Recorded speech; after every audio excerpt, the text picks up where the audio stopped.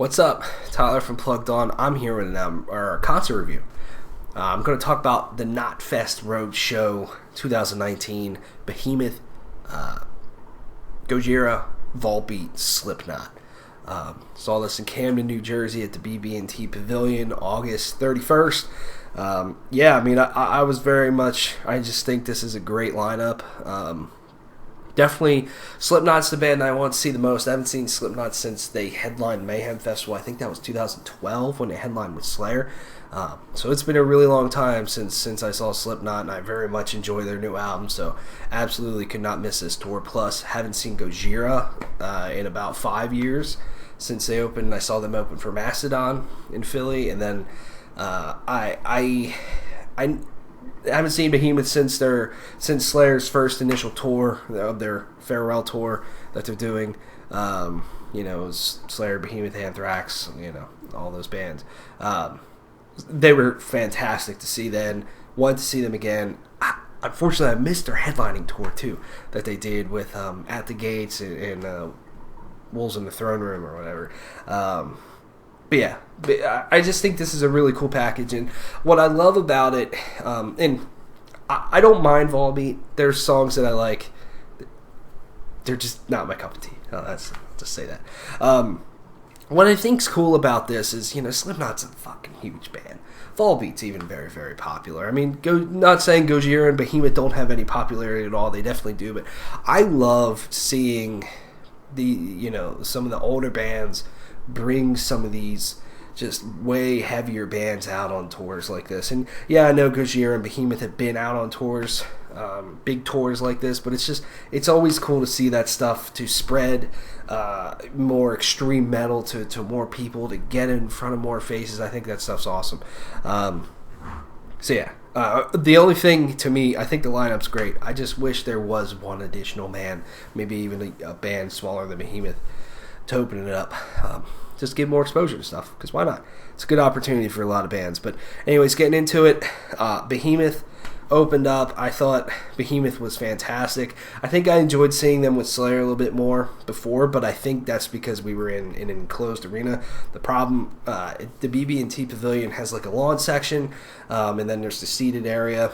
The lawn section isn't covered at all, so they literally came on at 5:30, and so it's pretty bright outside, and then it's a little hard to see the actual stage. I felt a lot of times I was actually having to watch them through the screens that was up and around, which is fine, but it's definitely not ideal. So that was the one thing that kind of stunk about it, but I thought they had a great stage presence. They always do. They always put on an entertaining show, and then there was a lot of people into them, which was cool to see. They played 3 new songs off of I Loved You at Your Darkest. Opened with Wolves of Siberia. Played Bartzabel, which was cool to hear. And then Sabbath Matter, which was awesome as well. I didn't expect that. I really like that song. The song's been growing on me a lot. Just surprised they didn't play God Equals Dog off their new album, because I know that is a popular Behemoth song as of late. I felt like they would have played that, but then they did play Dominoes from Evangelion, which I fucking love that song. So that was really awesome to hear. Or Pro Nobis Lucifer, of course, is a fantastic song that always gets the crowd headbanging. Same with Conquer All, and then they ended with chant for Echichan 2000. Always fuck that up. Apologize, but that song's very cool as well. And it is an epic closing song.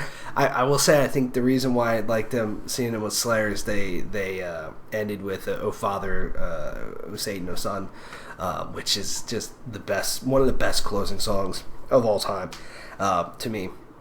But I thought they were good, and like I said, one of my favorite things was Nurgle was like, you know what the problem is of people sitting at metal shows, because there's a lot of, there's always a ton of people sitting in the seats, sitting on the lawn for opening bands. I wasn't, because I'm like, it's fucking Behemoth, I want to watch them. So, but it's like, we traveled 5,000 miles to play for you guys, and you're sitting on your fucking asses. I thought that was good. And then, then they went into Conquer All, and a lot of people stood up and was into it. So, yeah, I think it was cool. Behemoth was pretty fucking awesome. Next up, was Gojira.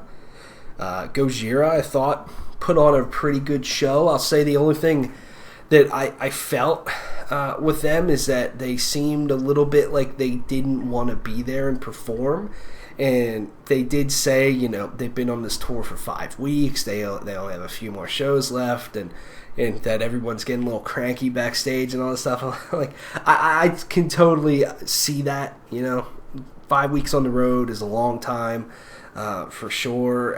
But at the same time, I just felt like, I don't know, like they just truly didn't really want to be there. But they did perform well. I'll say that. It's not like their performance suffered, their playing suffered or anything. But yeah, they played a pretty good set. Opened with Toxic Garbage Island, Backbone, The Heaviest Matter in the Universe, which is just such a good fucking song. I love that song.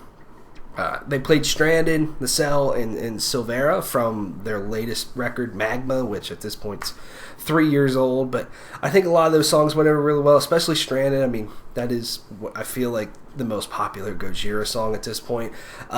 The ending part on the album, I think, is amazing. The way that hits with the clean vocals, the production, everything's beautiful.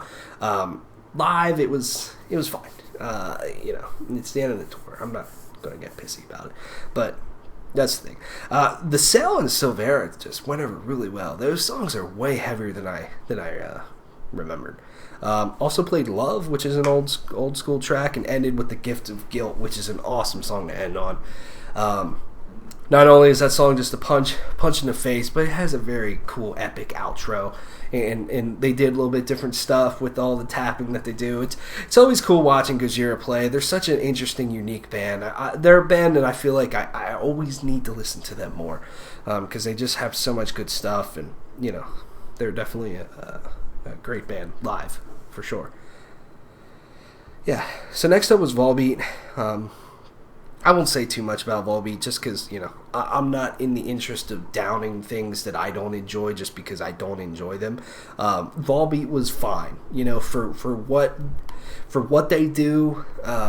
They definitely put on an entertaining show. They sounded good, especially vocally. I thought they were on point from, you know, everything I've heard of them. I just think it's a weird thing, you know. You have Gojira, and then you have Volbeat, and then you have Slipknot. It's just a weird mix, but that mix, you know, is good at times too. It can open you up to new things. But I'll say I felt like there was a part of the crowd that was fucking into Volbeat. You could hear a lot of people sing along, and then there was a part of the crowd that did not fucking give a shit. And I felt like there was no really down the middle. Not a lot of it. You know, it's either you were fucking into them or you weren't at all. Where I felt like Behemoth and Gojira, there was a little bit more of a mix there. But yeah, I mean, they play a lot of popular songs. Devil's Bleeding Crown, Lola Montez, Sad Man's Tongue, which is very Johnny Cash-like. It's interesting. Black Rose. They played 2 new songs, I think. Pelvis on Fire, which, personally, my opinion, of course, I can't stand that song. Just listen to it, I'm like, oh my god. So I think it's just the vocals. That's the thing with Volbeat. It's like their singer has a very unique voice, and I feel like it's you like it or you don't sort of thing. To me, I don't mind it in certain songs. Sometimes it's just not my cup of tea. Yeah, I mean, they played Slaytan, which is a cool song, a little Slayer-like. Last Day Under the Sun, which is probably the catchiest song I've heard all year. Not my favorite song by any means, but it's like every time someone says that, it's like instantly that song stuck in my head. Cheap Slide Sloggers is actually a new track that they played, which I do like that song a lot. That one's cool. On the record, it has Gary Holt from Exodus, which is cool. Seal the Deal, which is my personal favorite Volbeat song, if I was to point one out. I think there's great vocal hooks there and really awesome guitar riffs, especially the middle section. It's cool. And then It Was Still Counting, which is a very popular song and pretty cool to watch. You know, I saw Volbeat open for Metallica 2 years ago, I guess, at this point. And they were fine then. They're fine now. I mean, I think they're fine. That's what I'll say. Yeah. It's just, I feel like any band could have went before Slipknot, and it would be like, all right, let's get to the Slipknot part. Yeah. So yeah, then Slipknot came on, and they put on a fucking show. And I'll say, I feel like this was the most people I've ever seen at the BB&T Pavilion. The place was fucking packed. I mean, I've seen a lot of shows there with a lot of people, but I feel like at both times I've seen Slipknot at this venue is the most people I've ever seen there. It is pretty crazy, but I felt like Slipknot played a very varied set. They played the hits. They played something off of every album, and they delivered a Slipknot show, which is just high energy. Everybody's fucking into it. Great theatrics, just the energy. And it's just so cool to me. Like, yes, Slipknot's 20 years old now. They've been very popular for a long time, but to have a band that's just, kind of like, Slayer or something like that, just so kind of aggressive, to be that huge, it's just awesome. And it just shows you that, to me, there's no cap you can put on heavy music. Like, it can, it can be as big as it can get, sort of thing. It's awesome. But yeah, People Equal Shit, Sick, Get This is what they opened with. So that's 3 really old school songs, which were awesome to hear. They played 2 new songs, Unsainted and Solway Firth, which I thought were fucking awesome live. To me, I love their new album a lot. I wish they would have played 3 more songs off of it, to be honest with you. But I get it. I mean, it's still a new album. Gotta let it marinate a little bit. But I thought those 2 songs were great. They went over really well. I mean, I think Unsainted, especially that song, is going to be a song that's in every Slipknot set moving forward, for sure. Just because it's got that hook to it. That's really great live, and it was cool to hear. And then classics, the Heretic Anthem, Psychosocial, Before I Forget, The Devil and I, which was cool to hear. I didn't get to see them touring behind the Grey Chapter, so that was cool to hear for the first time to me. I like that song a lot. Prosthetics, which I thought was interesting, off of their debut. They played 6 songs off their debut album. I guess they were doing a little mini celebration of it, as it is 20 years now since that album came out.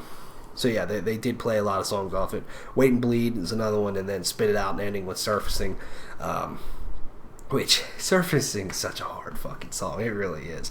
But yeah, I mean, like I said, All Out Life was also cool to hear for the first time. That just being a single that they kind of dropped, that personally I still don't understand why it's not on the album. The middle section of the song saying, "We are not your kind," and then the album's called "We Are Not Your Kind." So why is that song not on the album? I don't understand. I know they said that they never really intended it to. Just kind of weird to me. Yeah, Vermilion, which I like that song a lot. That was awesome to hear. Sulfur, which was awesome, and I love Sulfur a lot. I mean, I think what I like about that is just the riffs. The riffs are really solid, and Corey sounds great on it. And then Duality, which is always fucking good. They had to do, they're beating the shit out of a fucking barrel with a torch. It was awesome. So yeah, I mean, Slipknot, they were really great. I mean, like I said, they had a really cool stage set up, amazing lights. Their new mask, some of them have some new masks, and I don't know how I feel about all of them. Corey's is just bizarre, and it looks bizarre, and I guess that's what he was going for. You have Tortilla Man. There's some interesting stuff going on. Basically, their stage setup was, guitar players. Corey was on the actual stage. Then there was these stairs that walked up, and that's where, drummers and percussionists were, which was pretty interesting. But yeah, I think it's just also really cool. Slipknot has a very hardcore fan base, and it's always awesome to just see people lose their fucking mind at this show.